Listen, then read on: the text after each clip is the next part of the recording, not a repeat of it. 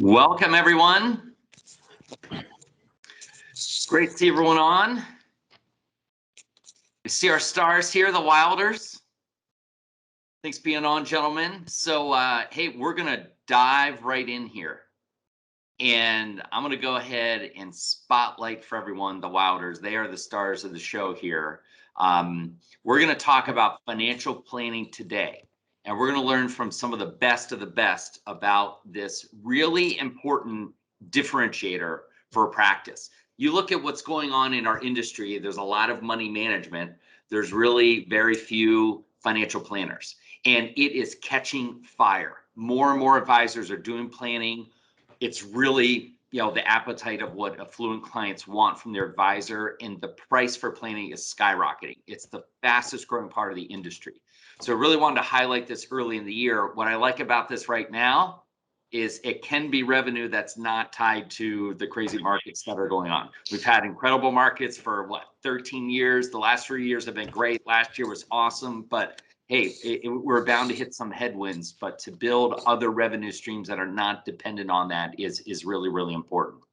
So we sent out the quick just highlight of the Wilders and what they've been up to. Some of you saw them at our event D2 Live back in November in Nashville. We featured Pete and Andreas, awesome father-son team, headquartered out of Atlanta, but they really have kind of a Southeast regional firm that's growing here. So they've really grown by leaps and bounds in a short period of time here. You can see their production is like way through the roof, grown by 5, almost 6 times here. Their amount of assets managed, their new clients they're acquiring is through the roof. However, what I like most here is there's a great metric on the fees for financial planning. Look at this. It's over $500,000 revenue source for their firm, and they've grown it quite a bit. So we're going to talk to them about this specific area. They're one of the best in the industry at this. So we're going to learn from them just some of the components about planning, what's really working for them, and break it down to what you can copy and paste in your practice. So Pete and Andreas, thanks so much for being on. This is really awesome to have you. No problem. So let's talk about differentiation. It's a big differentiator from the average advisor out there. So how do you think about this just from a firm level before we get into what you're doing with clients or prospects, but just how do you think of financial planning as a firm? It's the way we do business. It's as simple as that. When we have AFAs who we've developed, they're not allowed to work with anybody who doesn't want to hire them as a financial planner, with a formal financial agreement. It's just not going to happen. Okay, somebody brings $5 million, I'll go there. But until that happens, and we deliver financial plans for people, 22-year-olds coming out of college. I'm good, Melissa. How are you? And trying to figure that out, Good. all the way up through, people who are in retirement. Yesterday, kind of based on Gary's last email. Somebody's on off. Or you negotiate with the builder. So I sent. I'm going through mute people. There we go. We're good. All right. So we have a full suite of financial planning options at different price points based on complexity. And that's what we do. Excellent. So it's pretty bold to say this is the way we do business around here. So a lot of advisors have been, scared of that, oh my gosh, what if my clients don't want to pay a separate fee? I just want to get the assets. Yes, asset management's our biggest revenue source in the business, but how has that gone with clients? How have so many clients at the firm engaged in planning and kind of gone with you? So I think you got to look at your clients and group them, right? Our average client's 42. So we have a very young client base when compared with, I think, a lot of advisors. But there, you have clients at age, let's say my age, I'm 32, right? That are having kids that have different needs than someone that's pre-retirement at age 65. And if you think you're going to deliver the same plan for both of them, my clients at age 32 don't care about retirement. They care about funding daycare and being able to manage their cash flow and being able to put money so that they're somewhat on track for retirement, but they have no concept of what retirement means. Whereas people that are 5 years away from retirement need to dial that in. And so what we developed was a fee for service model that aligns what a financial plan is for that specific target market. And I think if you can group the clients into similar needs, you can build a service offering around those needs and then just charge appropriately for it. If you know you're going to spend 10 hours with clients of a particular group, then make sure that if you charge $300 an hour, that's a $3,000 financial plan, and just back into it so that you don't necessarily run the risk of being negative for the service that you're providing. And you know, our fee structure doesn't look at, you know, because in the first year when you're starting up with somebody in planning, there's a lot of effort there. Okay, and if you charge by the hour, you're not gonna get financial plans. So what we do is we use a flat fee and we spread that cost over 3 years. Okay, so it's a little bit of a loss leader to start year one, but we're going to gain that on the back end. Okay, and we're going to gain loyalty, and people, you know, after the second year, it's you know, no one questions about that. And then every 3 years we do a fee review and we jack them up a little bit, you know, and that's how we grow fees.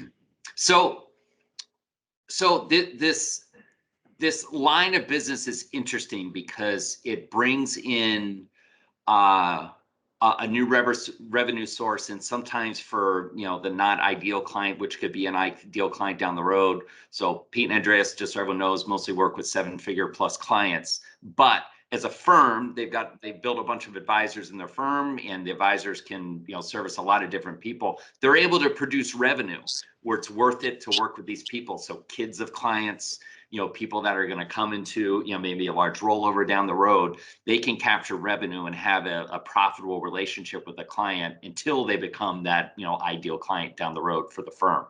So, so you mentioned not only with clients, that's the way you do business, you also mentioned with prospects too. So have you guys found, has it been a barrier ever when you are working with clients, or have you seen it be a differentiator when you're talking to prospects? Well, I mean, most of our prospects come through, you know, referrals. And so, you know, everybody's already set up. This is the way these guys do business, right? So, you know, you don't like it, go down the street. You don't like it, that, you know, then sign up with these guys. And to me, going to financial planning, you know, why do it? Because it gives the client the best client experience. I mean, you know, it just sets up the whole thing, and we get like lots of referrals from our financial planning clients because they love what we do for them. Well, it just makes business sense. I think you also, for prospects, they have no concept generally what financial planning is, and I think most advisors have a tough time communicating what it is. So we use the following analogy. Okay, if we're in Atlanta, right? And what I tell clients is I need to know 3 things in order to help build them a financial plan. I need to understand if we're going to Boston or if we're going to LA. Because if we're going to Boston, we got to head up 75, 85 north. If we're going to LA, we're going west. We're going on I-20. We're not on the right road to start. We're going to be very, very, you know, you're going to be very unhappy with the service. The second thing is I need to understand, are we trying to get there as quickly as possible, right? Are we going to pursue financial independence, retire early, and try to eat ramen noodles along the way? And like he drives to Boston, it's stop for gas, grab coffee if it's not too expensive, right? If I'm traveling with mom to Boston, totally separate. It's a 4-day experience. World's largest frying pan, staying at Monticello, watching the leaves in New York. Like it's a entirely different experience. So what experience does the client want? And then the third thing, which is where most financial advisors start, is the vehicles. Are we driving an economical minivan, a souped up Porsche, or a Jeep Wrangler? And those are the stocks, bonds, etc., that people want to throw in there. You can't do that before you do steps 1 and 2. Then that's what we talk about with prospects. It's awesome analogies. Hey, as we go, everyone, if you want to pop in questions on the chat box, or if you want to just speak up, it's the benefits of being on live. I know most of you watch the replay recordings, but go ahead and speak up. I'm going to show this real quick, and it's going to tee up the next question to Pete and Andreas. So price and value are on a scale. Any professional service, you've got to think about that. And really, if the value is heavy enough, the price won't matter. And this is a skill that Pete and Andreas and their firm, their advisors in the firm have really mastered here. So we see the value of planning is what people want. We see really, you've seen the articles a lot of you I work with have sent out where, look, in the last few years, the last 3 years, the average fee in the industry is really doubled. The average fee in the industry is $2,500 for financial planning. So for Pete and Andreas to be above average here, they've really scaled this up quite a bit. Let's talk about that concept for both of you. How do you think about value and price, and what's helped you from a mindset standpoint, really charge what you're worth for this service, which is what holds most advisors back? Well, first of all, let me throw a kudo out to you, John. You came to us 5 years ago and go like, hey, you give everything to everybody, right? And so that was the first yeah, of course, right? So that's where we came up with this tiered system and trying to, I still think we undercharge, okay? But it is what it is, okay? If we can over deliver on the value side, the payback is a lot of referrals. So, we got 65 referral clients last year. I mean, so, there is a payment back on that, right? So I think we charge something that's fair. And to me, it's, as I said, it only makes sense. From a business sense, it makes sense because as we're seeing now, all those financial planning fees don't vary with the market. So it's another revenue stream that I can count on, right? $500,000. I like waking up at, January 1 and know I got $500,000 coming in the door over the year. Doesn't hurt. Yeah. Awesome. From a values perspective for the client, this is what clients want. And I don't know how many conversations people are having right now where clients are really, really in tune with, alpha, show me alpha. I want to talk about alpha. I mean, I have a CFA and I've never once talked with a client about alpha, right? It's really always linking that alpha or that performance to, hey, can I buy my lake house? And I think the more conversations that you can have, and even shift the fee that you're charging from asset management based to planning based, clients are more engaged in the relationship and more importantly are going to refer you a lot more. I challenge a lot of advisors when we talk about this to find me a consistent model where clients are referring you because you've been outperforming the S&P 500. That's not why clients refer. They refer based off the experience and based off the fact that you help them solve a problem or accomplish a goal. I'll give you another benefit. Okay, we're out in the marketplace. We're out trying to have people join us from outside firms. This is what they want. I had a young lady sit in my office the other day. I showed her a NAVA plan, which is what the tool we use. She told me that's what I want. She's ready to sign up and join us. And she's got about 50 million in assets ready to bring over. Awesome. So let's go through the some great questions here that Jim and James McLean down in Florida prompted here. That what are the fees based on for segments? So Andreas put some context there in the chat box. So take us through that. How do you think about those tiers of fees that you have for different types of clients that the firm services? Sure. Go ahead. Yeah. So I think first of all, there's another. I think Noah kind of wrote in there, why do you use flat fees? And it's kind of a conversation. So the flat fees at the different levels but we have 6 different levels of planning: 2 individual/family, and 4 individual/families, and then 2 for business owners. And we have different monochrome. They're all colored and coordinated. But the flat fee makes it very easy to not have to go through a worksheet of, okay, what's your net worth? Is it simple, medium, or high complexity, right? And go through this, calculus essentially to end up with a fee. It's very easy for clients to understand. They don't feel like they're being, charged the mafia price every time they walk in and try to figure out what they can afford. It's, hey, look, if you want this service, this service costs us X. We have to make a profit. So, behind the scenes, you figure out what your profit wants to be, but it costs you generally X amount to deliver on this plus a profit. This is what it is, right? And honestly, the wealthier clients are going to be towards the more advanced fees anyways, because they're more complex. Mm-hmm. So, you're not going to necessarily sell somebody that's got $5 million, a $720 financial plan. That's not how it really works when you break it down. But the way the fee structure is, it's just simple. And then when you start building an organization out, it's simple for the organization to repeat. And that's, I think, where the trick is if you do a percentage-based planning, you could find yourself like today, now you're working for 10% less, than you were at the beginning of the month, potentially, if you have very equity-heavy portfolios, and it just makes it easy to plan on.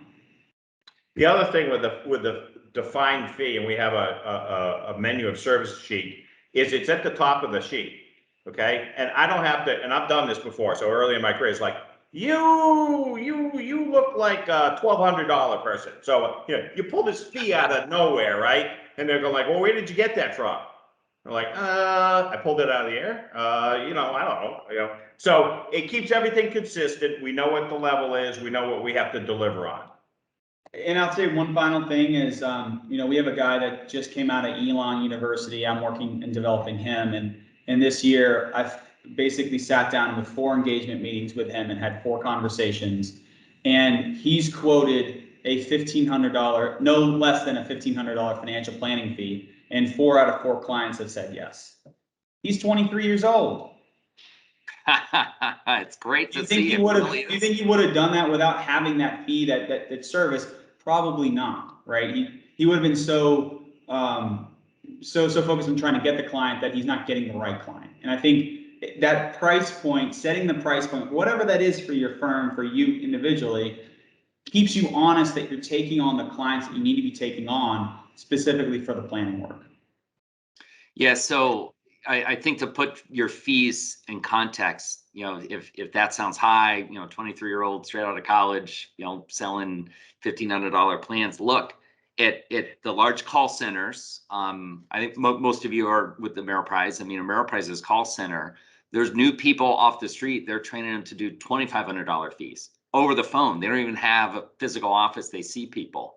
So the going rates are increasing, quickly. So these averages are good to pay attention to, that, yeah, you can do $1,500 fee for, a younger, newer person. And you look at the scale on the more complex end, someone that is higher net worth, someone that owns a business that has a lot more complexity. I think that range is really important, because if you quote someone with a lot of complexity that has millions in assets and owns a business and you're quoting them $1,200, I mean, it's something doesn't smell right to them. Right. And I've seen it repel really good, clients and prospects. So yes, Andreas and Pete still do a lot of wrap assets and still, charge a percentage to manage the assets. That's a separate service. But for the advice, they clearly laid out the advice. And so look at what's going on in the industry, which Pete and Andreas are ahead of this trend. You're seeing a compression overall in the average asset management fees. It's happening. There's more automation. There's less human manual labor work to be done to produce something decent. And as that gets more efficient, it's driven the price down. Now, look, really good high-level money managers, they still charge what they charge. It's the automated robo-advisor that's really driven the average down. But we're seeing that average go down, and we're seeing that the financial planning fees for advice skyrocket. So over time, you're really seeing, that shift.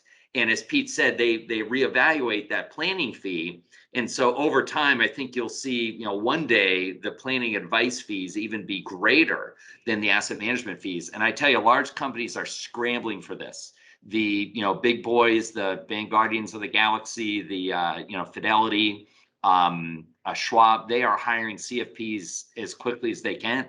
And they're really trying to offer some kind of planning service to keep people around, because it's what people want.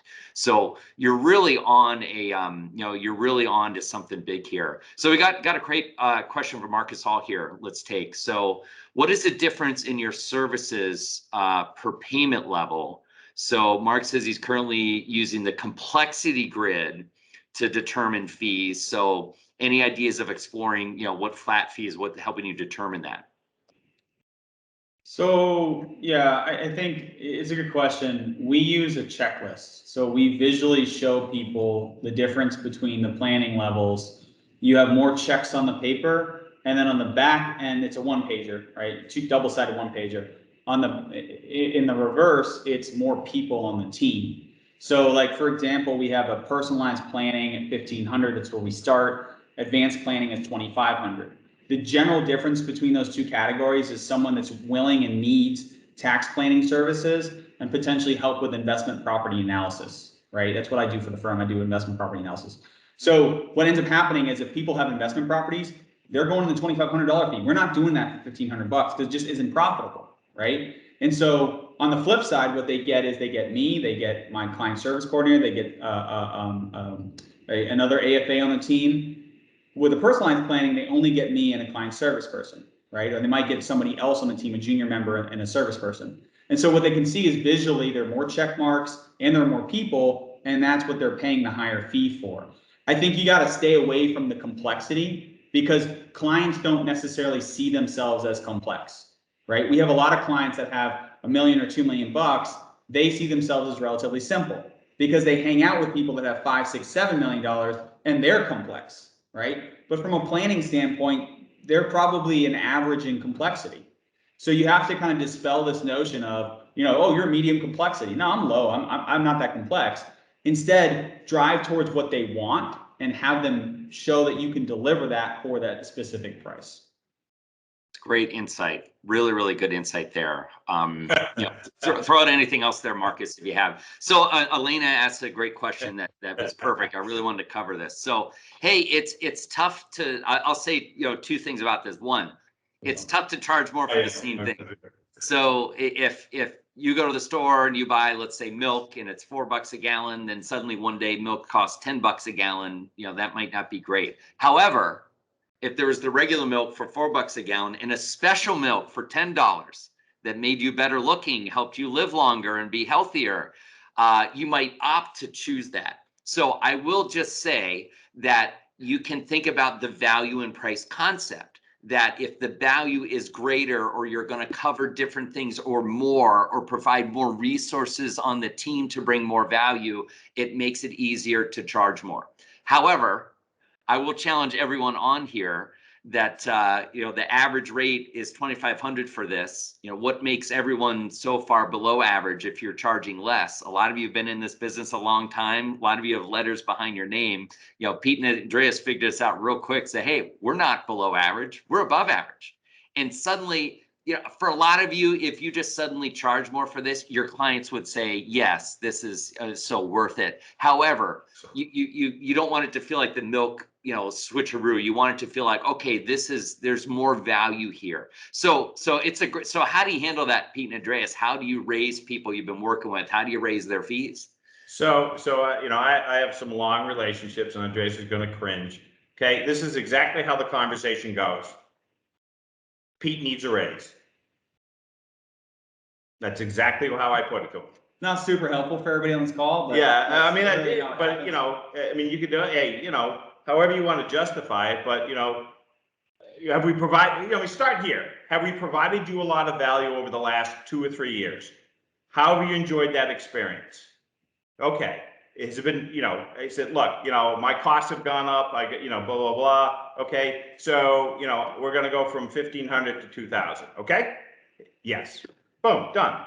It's such a low percentage of what they have in assets with you that, it really is a non-conversation. It's all in your head.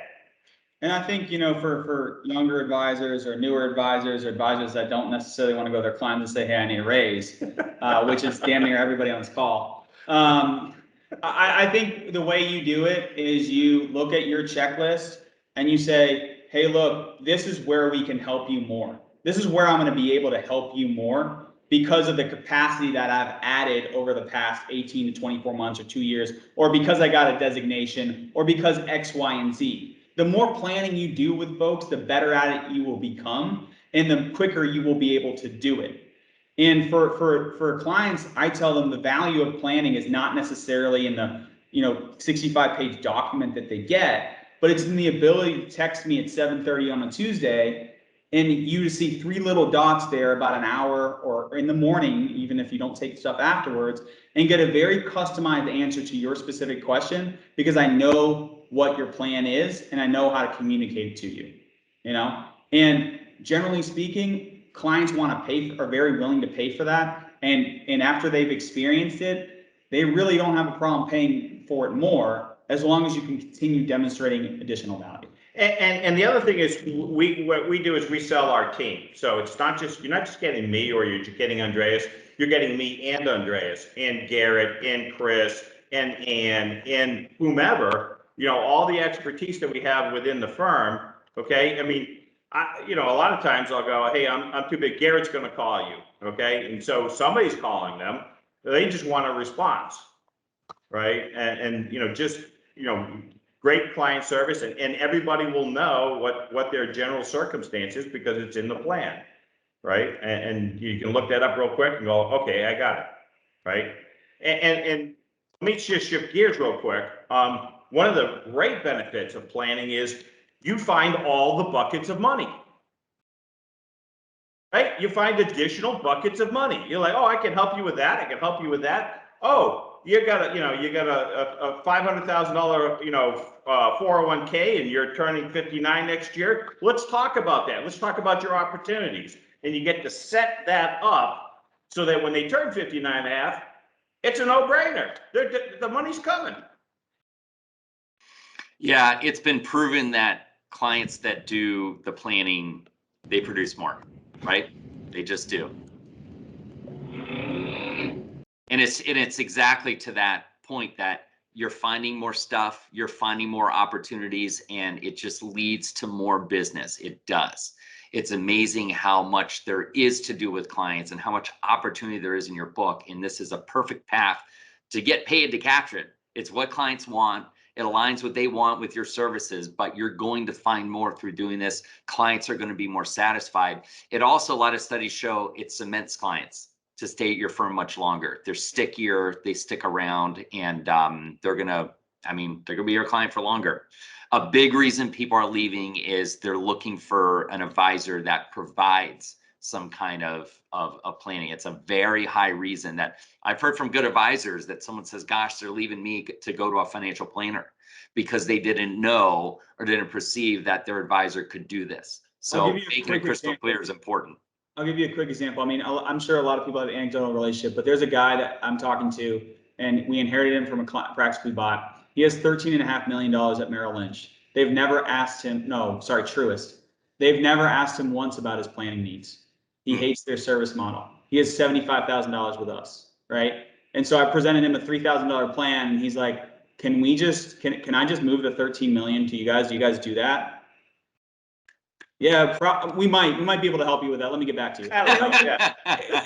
It just opens the door for so many ways to develop a relationship rather than just outperforming or underperforming or whatever. So awesome. Well, hey, this is gold. There's a lot of great info here, and we could spend hours and hours on this, but it's all right here. It's the 6 inches between everyone's ears. The value of what you provide, you've got to realize inside of you, it is what people want. It's extremely valuable, and you are worth so much more. So step up your game there. Just if you go direct to people, say, hey, we're just charging more, they'll go with you. But just to have, some of that setup conversation to flush out the value. What is it that they really want help with? How can you deliver more for the people at the top of your book that should be paying higher fees? Really design your services for them, and then build like a watered down version for your other segments is a great way to think about this and approach it. So I know I work with most of you. We'll be working on this in upcoming coaching sessions. If I'm not working with you, we have some free coaching sessions. We have some slots available for February, so shoot me an email. We'd love to talk with you. But hey, unlimited potential here.